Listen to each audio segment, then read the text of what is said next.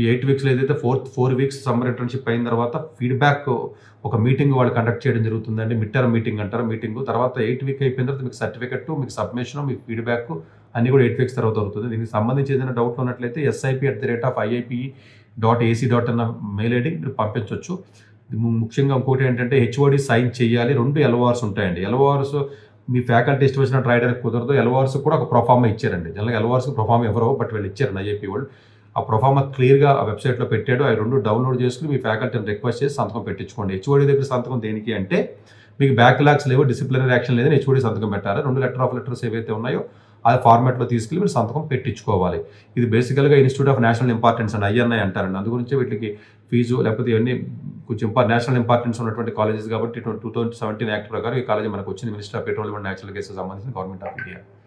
So ఇది ఐఐపిఏకి సంబంధించిన 30th last date కాబట్టి ఎట్టి పరిస్థితుల్లోనూ 30th లోపు మీరు అప్లై చేయండి. ఎందుకంటే కొంచెం హెచ్ఓడి సంతకం ఎల్ఓఆర్స్ కూడా ఉన్నాయి కాబట్టి కొంచెం ఎర్లీగానే స్టార్ట్ చేసి చెయ్యండి. దయచేసి మీకు తెలిసిన ఫ్రెండ్స్ ఎవరైతే ఉంటారో జియాలజీ కానీ, జియోఫిజిక్స్ కానీ, బయోసైన్సెస్ కానీ, బయోటెక్నాలజీ కానీ, బయోఇన్ఫర్మేటిక్స్ కానీ, మెకానికల్ కానీ, కెమికల్ ఇంజనీరింగ్ కానీ, పెట్రోలియం ఇంజనీరింగ్ కానీ, కంప్యూటర్ సైన్స్ కానీ, మ్యాథమెటిక్స్ కానీ, ఎలక్ట్రికల్ ఇంజనీరింగ్, ఎలక్ట్రానిక్స్ వీళ్ళందరూ కూడా మీరు అప్లై చేయొచ్చు.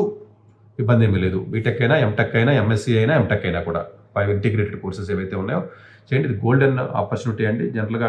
ఎందుకంటే ఇవి చాలా రిమోట్గా ఉంటాయి కాబట్టి ఎక్కువ మంది ఎవరో అప్లై చేయరు దీనికి. యాక్చువల్గా తెలియదు ఎక్కువ మందికి. సో అందువల్ల అప్లై చేస్తే వచ్చే అవకాశాలు కూడా ఉంటాయి.